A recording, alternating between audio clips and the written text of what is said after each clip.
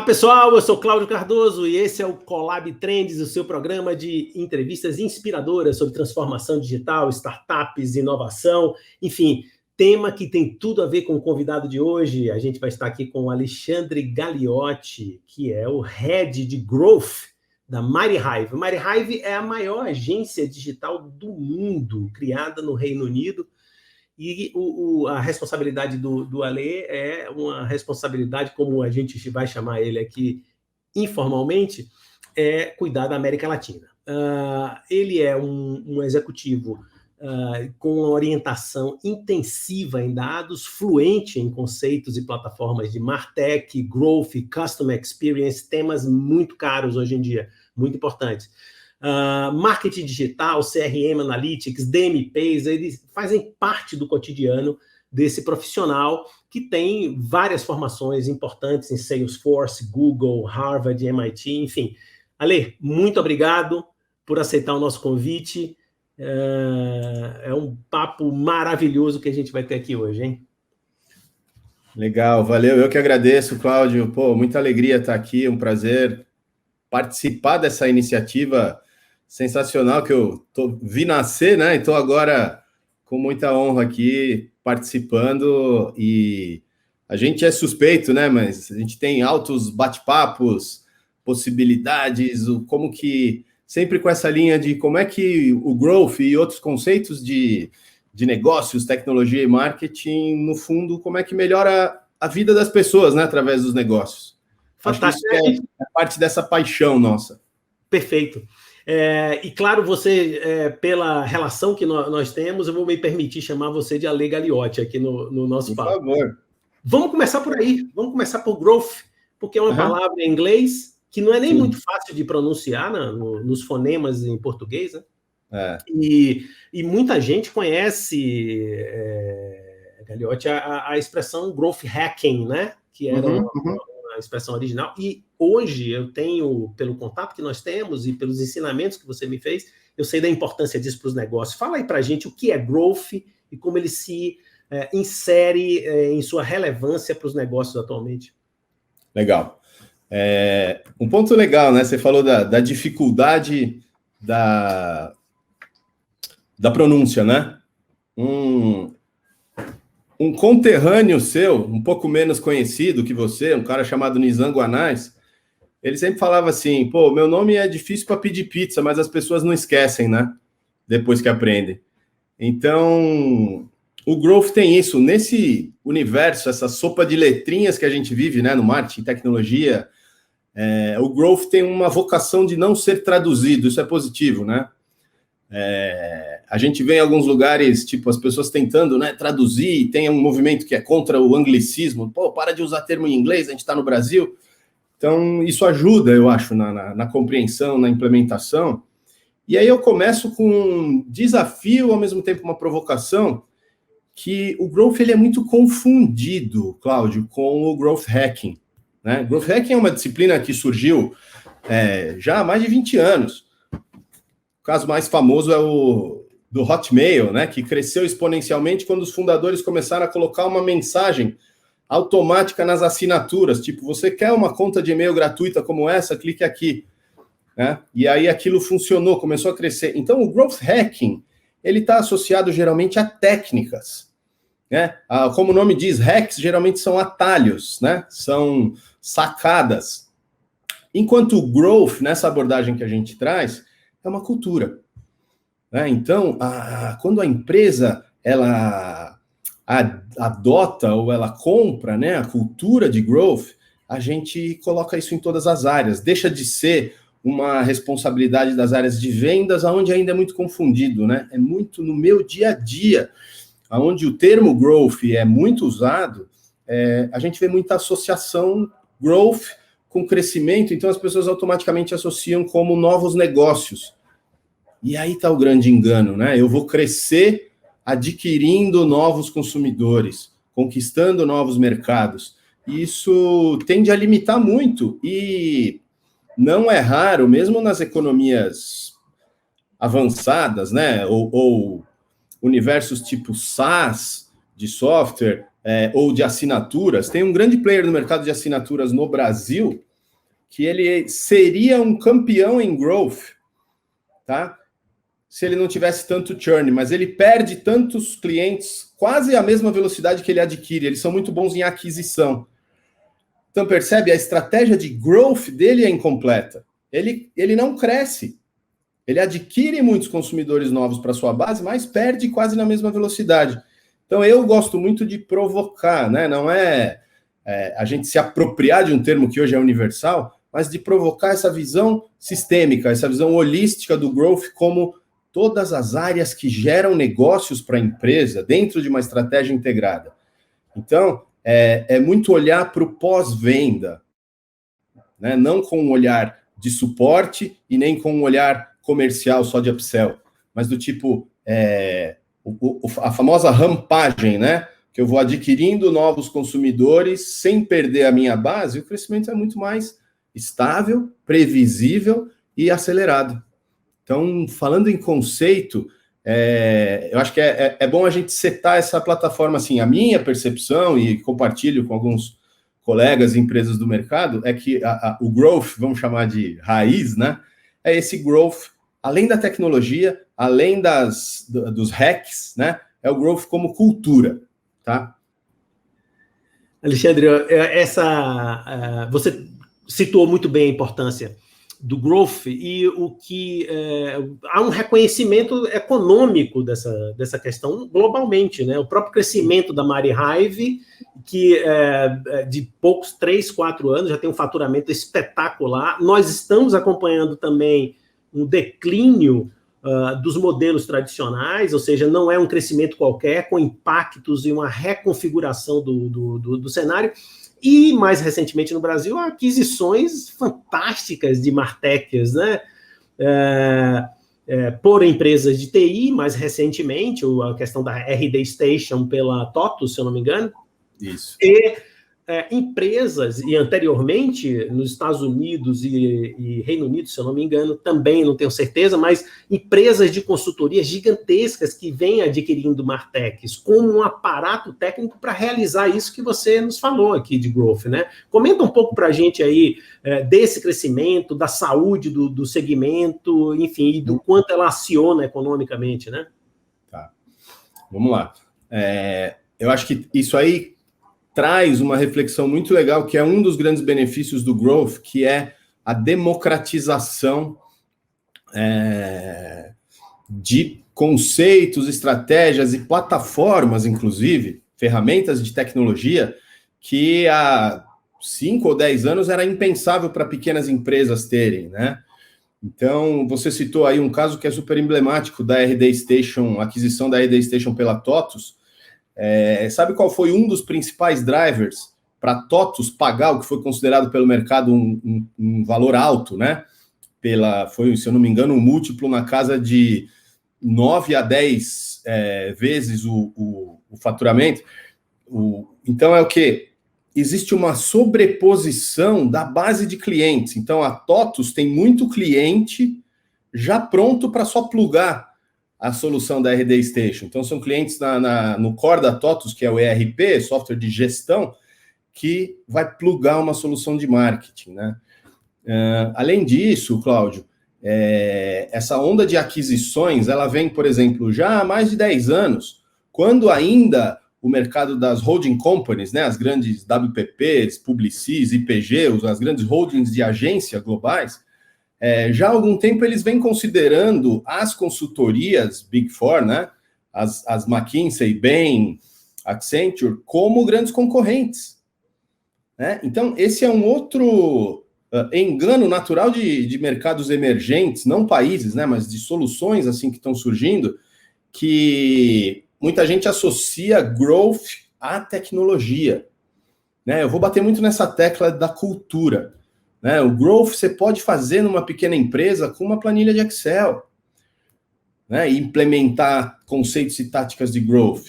Além disso, os casos aí que a gente tem, como eu falei, né, plataformas que custavam milhões há 10 anos, hoje você compra num modelo de assinatura por poucos dólares por mês por usuário. A maioria das empresas pode acessar e muitas têm versão gratuita, né, para teste ou para uma capacidade limitada ou não todas as features disponíveis. Outros atores muito importantes nesse ecossistema, indiscutivelmente, são as startups, né? Onde surgiu a metodologia de growth. Então, a startup, ela nasce com algumas demandas muito específicas, né? E se você considerar lá o Vale do Silício como um grande celeiro, né, mundial de startups, embora hoje está muito difundido, uma startup só é válida quando ela consegue o quê? Clientes. Ou seja, quando ela vai para o mercado. Quanto mais clientes eu tenho, mais válido é o meu conceito, a minha solução. Né? Então, o growth surgiu dessa demanda de, cara, como é que eu acelero, escalo as conquistas de mercado, as conquistas de nichos, né?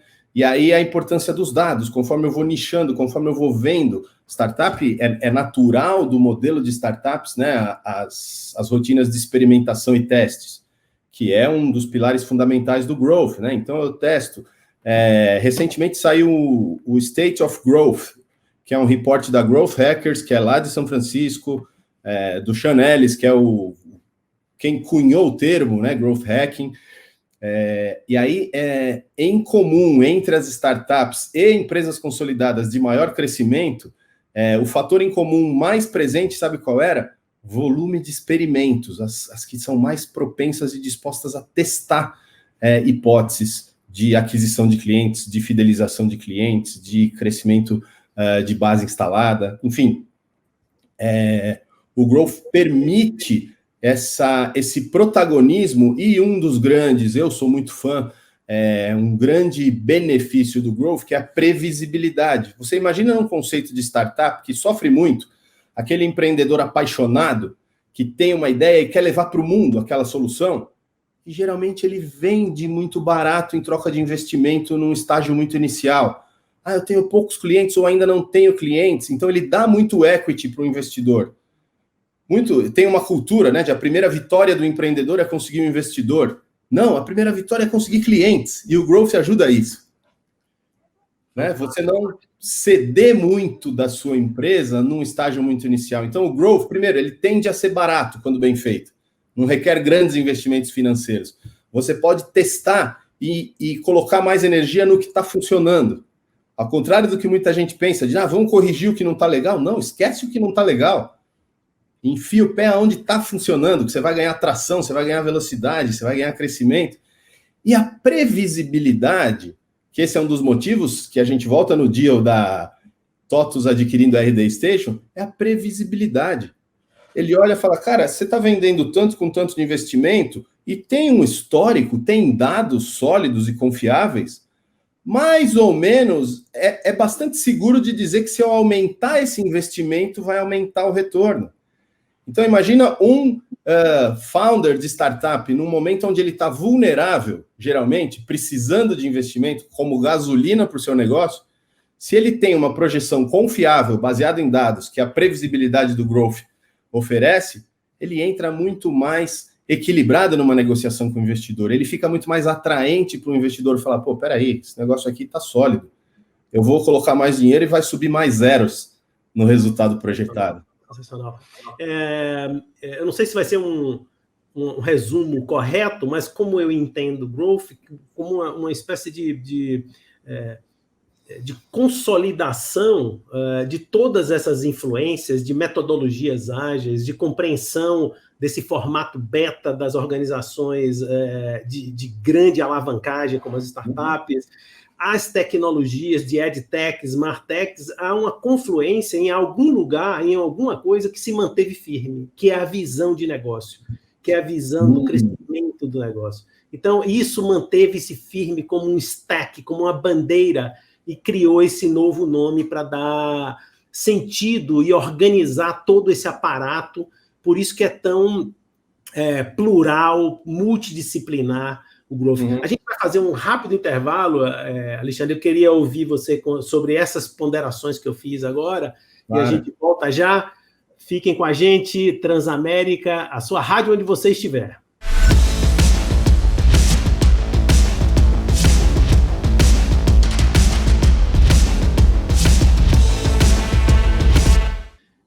Collab Trends está de volta. Hoje eu estou conversando com Alexandre Gagliotti, que é o Head de Growth da Mighty Hive, América Latina, né? Vamos lá, Alexandre. Conversa incrível, hein? Conversa incrível.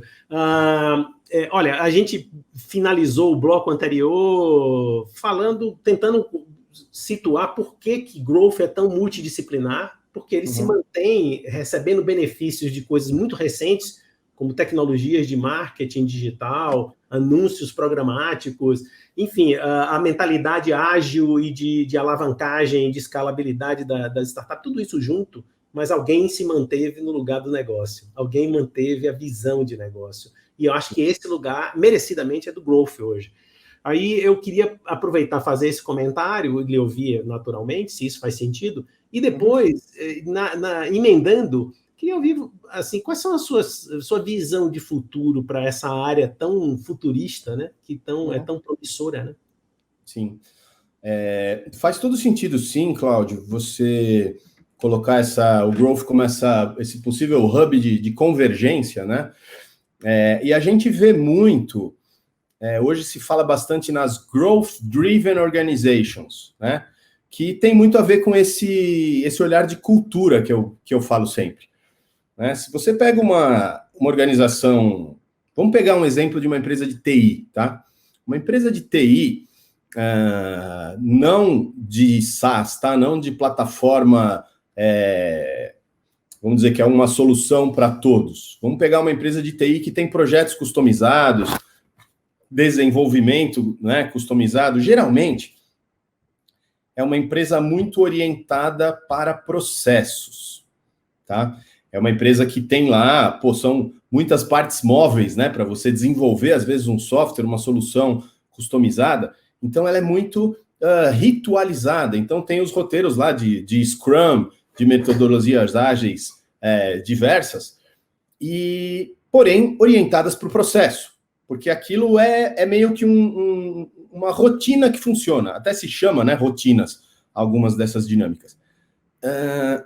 E aí, imagina assim, existe um time, né, Growth, na minha visão, ele engloba os times de vendas, de marketing, e aí as diferentes disciplinas, como PR, venda relacional, venda consultiva, venda transacional, e os times de relacionamento, né, fidelização, customer success, tudo isso dentro da famosa jornada de CX, né, a tal Customer Experience.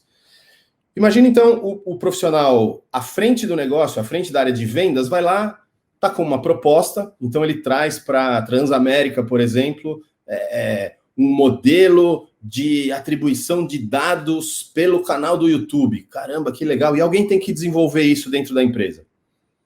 Se a empresa não for uma Growth-Driven Organization, o que vai acontecer? O gestor de projeto vai mandar. Ele vai dizer, cara, não, olha, eu consigo mexer nisso daqui a um mês, eu não tenho alocação de equipe. Ou pode ter um entrave no time jurídico. Olha, a gente precisa de um NDA com tantas cláusulas para o cliente sequer poder olhar uma proposta nossa. Então, depende da estrutura e da minha experiência, como é que isso funciona. Quanto mais orientada para o cliente, mais uma empresa tende a ser growth-driven, né? Ou seja, focada em growth. Quanto mais orientada para dentro, para processos, para rotinas, menos ela tende a ser orientada para growth, ou seja, ela começa a enxergar ou sofrer com os gargalos que são naturais de toda empresa, porém, tem impacto em resultados de growth. E aí, pode parecer apenas um desafio, mas é onde muita startup está comendo pedaços assim, significativos de mercado de grandes corporações, que tendem a ser engessadas, há processos que funcionam, planejamentos quinquenais, né, como as grandes corporações, e aí entra uma startup ágil que, não estamos defendendo aqui irresponsabilidades, tá, mas que ela, tipo, começa a desenvolver e depois vai ver como o cliente vai pagar, enfim, e às vezes abre-se, né, essa mentalidade, mais do que a simples metodologia ágil, ajuda ao growth mostrar o seu valor, ao growth mostrar que, tipo, caramba, dá para ganhar muito mais tração, consigo ganhar muito mais relevância no mercado.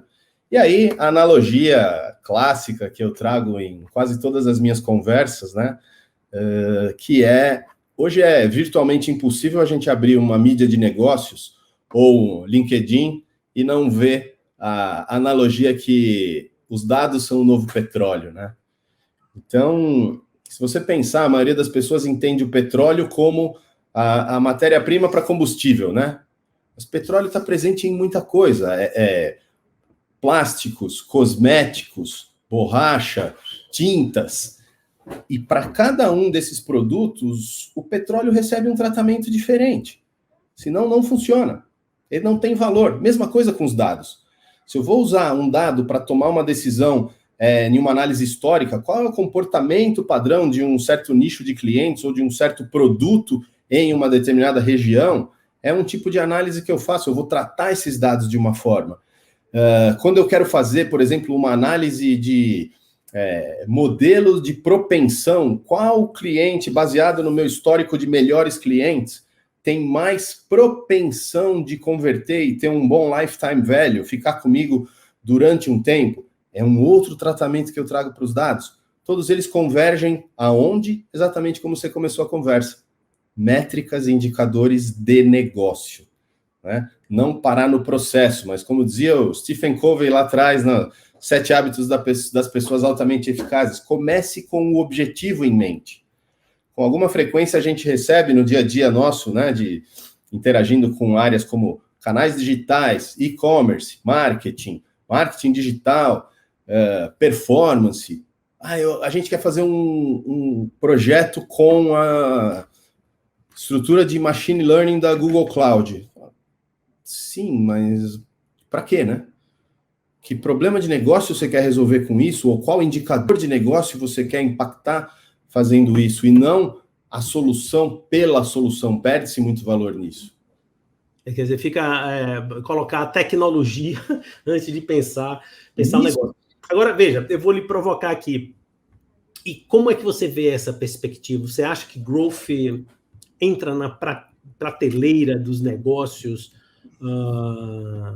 de uma forma destacada? Como é que você vê esse futuro breve, pelo menos? Eu acho que você já nos aponta uma questão importante. Né? O nosso horizonte hoje, é evidente, você tem perspectivas grandes, mas o nosso horizonte de mínimo controle é muito curto, né? Hoje em dia, né?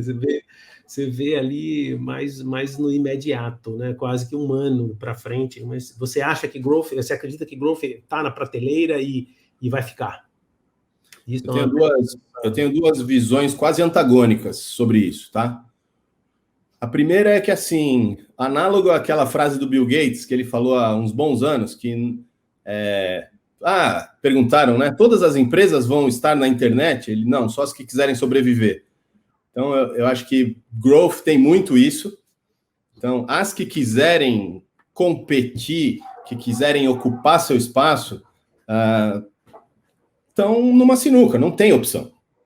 Né? Precisam fazer. É o que eu disse, esse protagonismo somado à previsibilidade no mínimo, não inteligente você não aplicar técnicas, idealmente, uma estratégia de growth que ajude a criar essa cultura. Por outro lado, Cláudio, toda empresa já faz. Pode não saber o que está fazendo, mas toda empresa já faz. Tão democrático é o growth. Ela pode não fazer direito, ou pode não fazer em um modelo estruturado, mas toda empresa faz. Ontem eu desci no meu condomínio aqui para pegar correspondências lá na caixinha de correspondências, né? Meu prédio antigo tem aquelas caixinhas. E aí eu peguei lá, tinha 2 ou 3, bilhetinhos assim, recortado de folha sulfite, com serviços que alguns dos moradores prestam. Tem uma senhora de um dos apartamentos aqui que está fazendo máscaras, né? Dessa máscara da Covid e tal.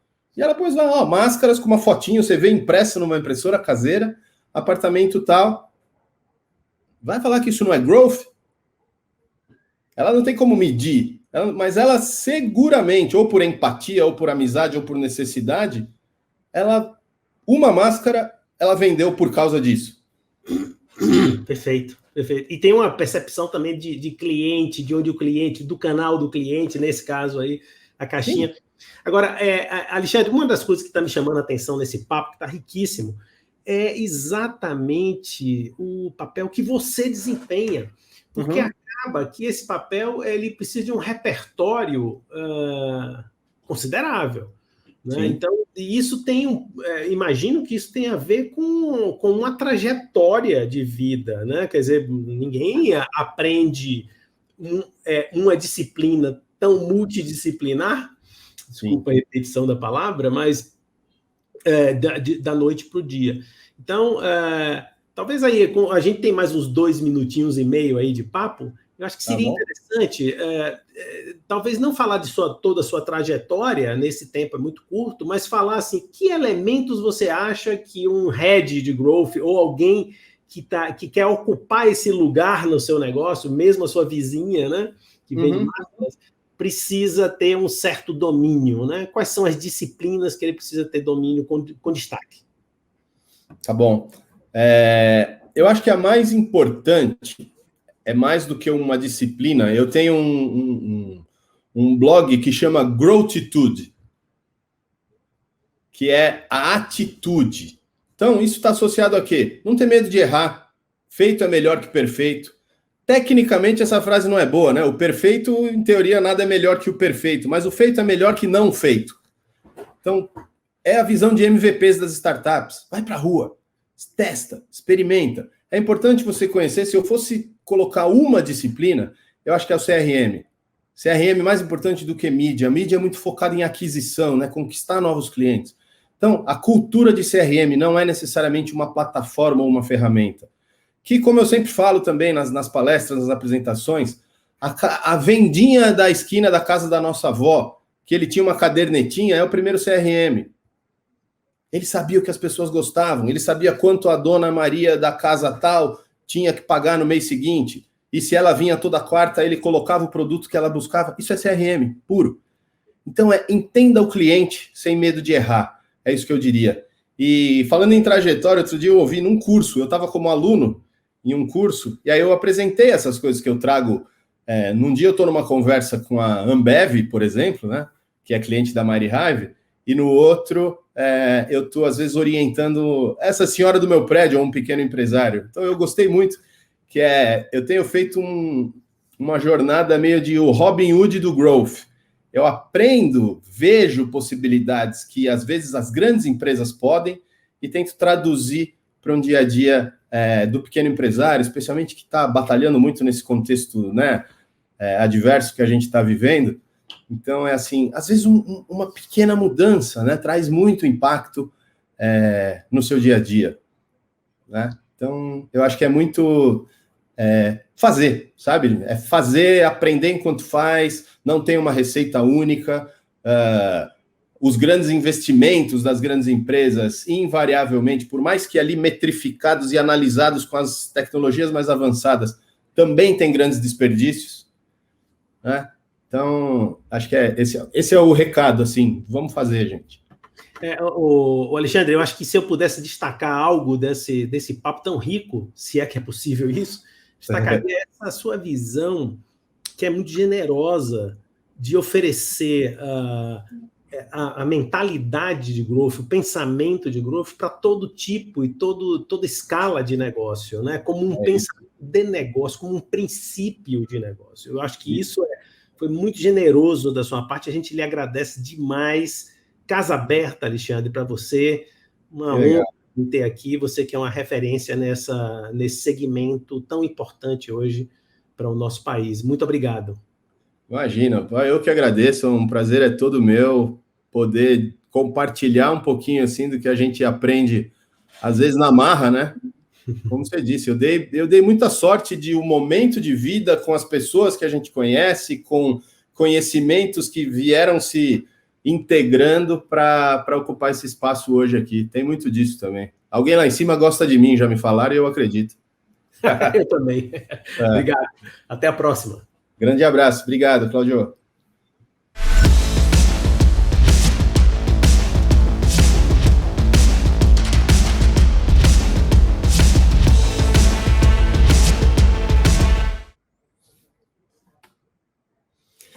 Legal. Importância do growth para as startups. Sensacional a pergunta. Talvez é o segmento que mais possa se beneficiar, embora growth nasceu no ecossistema de startups. O que a gente vê muito comum, né? O fundador ou os fundadores são aqueles apaixonados pela sua ideia, pela sua solução, querem mudar o mundo em algum nível, né? Isso traz, muitas vezes, uma ingenuidade. E, minha ideia é sensacional e eu quero ajudar muita gente, e que isso, por si só, vai dar atração que aquela ideia precisa para chegar nos seus públicos, né? Nos públicos que vão se beneficiar da solução de fato. Então, a gente vê muita startup de base tecnológica, como se diz, né? Que, às vezes, o perfil pessoal daquele fundador, daquele empreendedor, não joga no time de growth. Às vezes a pessoa é introvertida, existe meio que é quase um estereótipo, né? As pessoas mais orientadas para tecnologia são talvez mais introvertidas, né? Então, o growth complementa. O growth eu vejo muito como um sócio da empresa, né? Ele não precisa ter uma pessoa responsável, né? Uma outra coisa que as startups às vezes pensam quem vai ser o sócio dono disso? Não precisa. O growth tem uma vez desenhada uma estratégia com as suas táticas, né, que geram as operações, o plano de ação, ele funciona de forma automática. Então é questão de ir lá, olhar os dados, fazer as análises, fazer os ajustes, que a gente sempre fala uma jornada de dados, né? Coletar, integrar, analisar e ativar. Então, esse é um ciclo que se repete. O growth é um grande aliado das startups, como eu já disse, né? Em posicioná-la de uma forma mais segura diante de negociações com investidores, com outros atores desse ecossistema, né? Com possíveis parceiros, com distribuidores, e muito essa questão de, caramba, eu consigo dar um pequeno passo, valido até um certo nível a minha solução, começo a receber feedbacks de clientes, oriento a solução para esses aspectos que mais funcionaram, e aí vou ganhando escala. E à medida da capacidade de cada um, coloca-se mais combustível nessa máquina de crescimento. Basicamente é isso.